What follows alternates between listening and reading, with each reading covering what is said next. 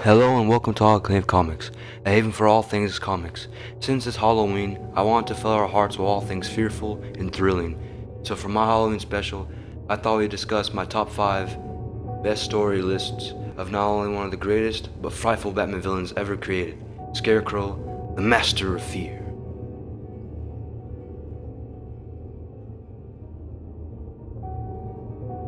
Written in May 12, 2009 by Bruce Jones and drawn by Sean Murphy/Lee Louridge, this two-issue giant retells the origins of Jonathan Crane as a boy who was born in Arlen, Georgia by the Kane family midwife. At first glance, the boy's great-grandmother was scolding his emaciated appearance.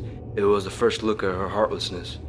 Jonathan's grandmother then asked her to take the baby and kill it to spare it pain. The great-grandmother Kane chose to take him with her to live in the long-abandoned Kane mansion from antebellum times.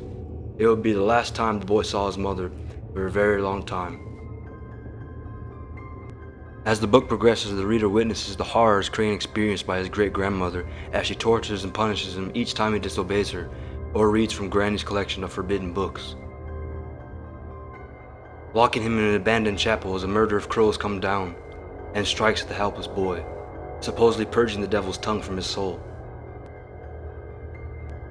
While Crane is incredibly gifted at academics and is fascinated with literature, nobody at both his home or his school treated him with respect, molding Crane's mind into the man who obsesses over fear so he can finally strike back at the world who shunned him. In modern day, Batman and Robin chase down a new criminal in Gotham, the Scarecrow, who has invaded his former college professor and co-worker, Professor Pigeon's house, and blames him for not standing up for him when he lost his career.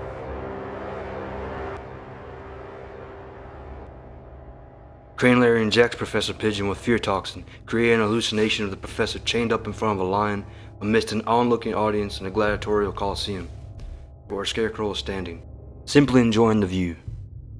Crane later goes on and plots to get revenge against the family who abandoned him, later finding his long-lost father and mother. This story does plenty of great things right.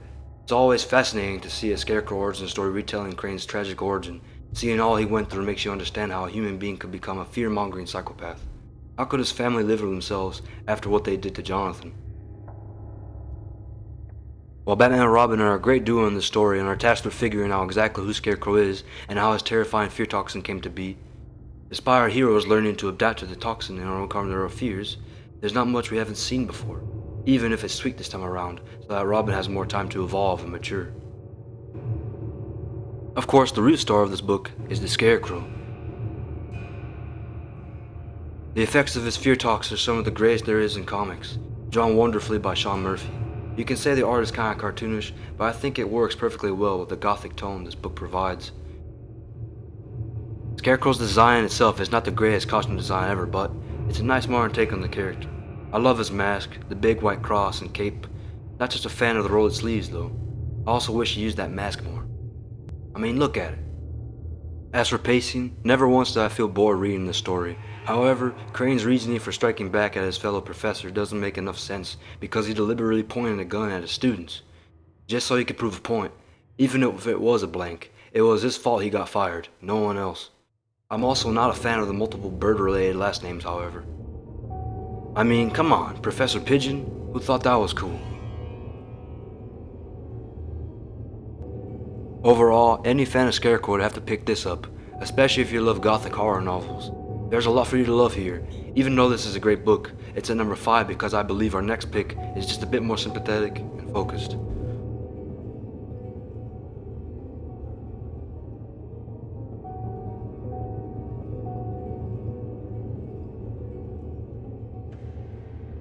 Published in 2011 as a 6-issue series written by Greg Hurwitz during the New 52 period, this gem of a story gives us yet another insight in Professor Jonathan Crane's past. But this time, it has a far more scientific origin than we'd imagine. The second issue introduces us to Jonathan's father, Dr. Gerald Crane, a scientist who is obsessed with controlling and mastering fear. Turns out that he's experimenting on his poor son and subjecting him to tortures like locking him in a cellar under his lab filled with carcasses and hideously deformed toys, petrifying his child forever, giving him the means and fractured psyche he needs for one to become the Scarecrow. Crane, as an adult, having sold his mouth, kidnaps children and forces them to be his personal guinea pigs, subjecting them to their worst fears. But as the story unfolds, we see Jonathan feel remorse for his actions, while remembering his traumatic past, showing the heart of the Scarecrow. While Batman tries to take down the villain, as always, his involvement just makes this another typical Batman Scarecrow story. Not that it's bad, the fight scenes are great, and the writing is spectacular. But one aspect I certainly did not like was the inclusion of a sort of temporary girlfriend to Bruce. A pianist who is not a bad character, just one that doesn't need to exist. I mean, everybody knows who Batman's true love is. But what turns this story into a solid classic is how Scarecrow is perceived, not just by his redesign and terrifying new mask, but by being somebody who was tortured by his father's mad experiments and was forced to carry his burden. I guess you can say that's Scarecrow's curse.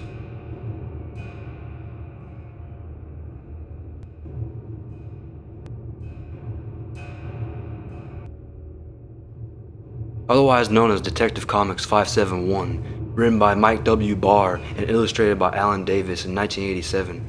This issue's selling point, pun not intended, was the premise of Scarecrow taking numerous athletes' fears away and offering them the cure for sale. While Batman and Robin, the Jason Todd Robin that is, watch a NASCAR race, they catch a glimpse of three-time winning champion Jack Hogan entering his car, but soon notice that he doesn't have his seatbelt on and is far too confident that he can win the race. Batman tells Robin that they need to investigate further, as there are too many great athletes gambling on their futures. Later in the story, the heroes uncover Scarecrow's plan, and even Batman is exposed to Crane's no-fear serum, turning the meticulous and wary Dark Knight into an arrogantly cocky Daredevil. To sum up the story, it's fantastic, and is drawn with an old-school style you just don't see anymore. Bruce struggling to control himself while trying to save the day is quite unique in Batman comics, especially when people believe that the Caped Crusader is so godlike and incapable of fear. I believe that there is no better Scarecrow/Batman story that better emphasizes Batman's loss of fear than this classic Bronze Age story. Additionally, I might prefer Scarecrow causing his crimes out of pure curiosity and being the mad scientist we all know him to be. In Fear for Sale, however, Scarecrow is looking to become rich from the victims of his new toxin, which might sound like it's reducing the villain's methods, but the writing blends Crane's sadism and his desire for profit amazingly. His witty charm and sarcasm just adds to his adaptation of the character. Visually, it's classic Scarecrow, and it's one of the best designs ever made. We might think living in a world without fear is a great thing, but without a natural warning and defense system, people become reckless and no longer use common sense.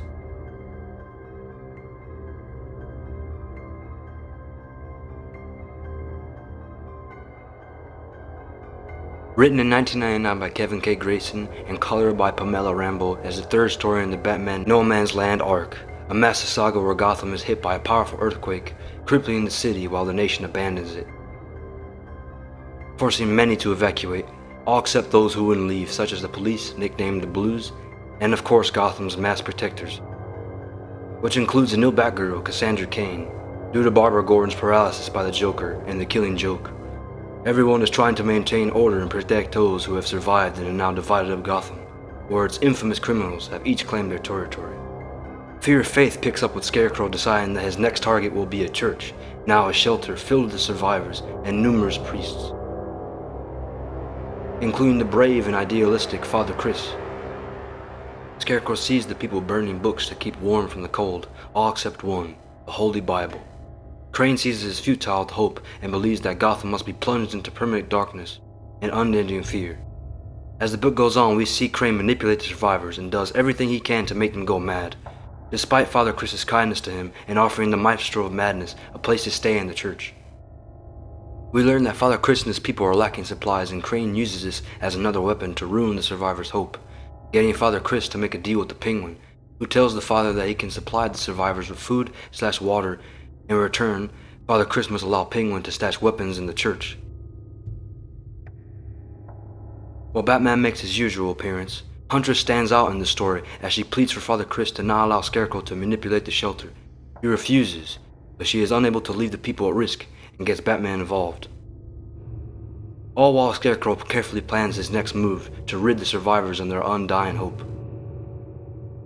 Just with the premise of No Man's Land itself, this story successfully places its heroes and Scarecrow in an element that is so dark and even apocalyptic, filled with themes of unrest and a deep undertone of spirituality, asking if is hope really enough to survive in a wasteland or anywhere else.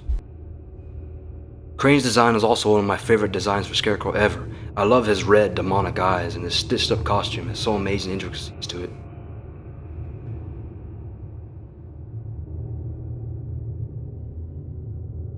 Aside from that, what makes this arc so incredible is witnessing Crane at his peak levels of sadism, willing to bring down a whole shelter to its knees, who have done him no harm at all, especially when you realize he's not using a single dose of fear toxin along the way.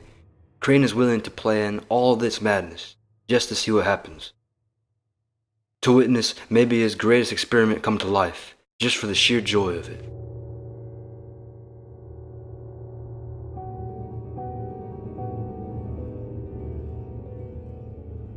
The final entry of my Halloween special is a stark contrast to the deeply sadistic and brilliant Fear of Faith. In fact, it's the only story in this whole video that takes place completely from Crane's point of view. Mistress of Fear was written as a special issue for the New Year's Evil event back in February 1998 by Peter Milligan and drawn by Duncan Fegredo. In this classic, the novel begins with Scarecrow successfully getting his revenge at Gotham University, which brings great joy to Crane, but he isn't satisfied as he ventures across Gotham looking for a girl named Becky Albright. Our favorite professor tells the reader that 2 months prior, when he brought the town of Greenville to chaos with his fear toxins and caused mass panic, one girl was left conscious and sane enough to testify against his crimes. Her name was Becky Albright. Scarecrow, once imprisoned in Arkham Asylum, became a laughingstock for all our favorite rogues. He couldn't take not being taken seriously anymore, but he planned revenge on Miss Albright. Once Scarecrow escaped Arkham, he began to stop Becky, but as he studied her longer and longer, he began to see just how similar the two were, as they were both massively bullied and not treated well at all. Scarecrow then decided to construct a costume for her and grant the chance of striking back at society, to allow her to become his Mistress of Fear. I'm also a huge fan of Scarecrow using a gigantic fear cannon to dispense his toxins, rather than just using pistols, bombs, or shooting the toxin through his wrist mounts. Plus, I love Scarecrow's facial stitches on his mask. This book also has my favorite illustrations of the fear toxin ever. So what else can I say about this awesome character study? It's honestly a great look at the human side of Jonathan Crane. All he wants isn't just to see people suffer. It's to see a society that shunned him suffering as he once did. Once he saw Becky being treated like he was, there was no other option for him. I think it's this story more than any other that makes you feel for Scarecrow. Not just because of his past, but because of what society made him. But can we say the same about Miss Becky Albright? You guys will just have to read it for yourselves. That is all for this year's Halloween special. I hope you all enjoyed my personal top 5 Scarecrow stories. If any of you guys have similar picks as mine, well then, you guys have a perfect understanding of the maestro of madness.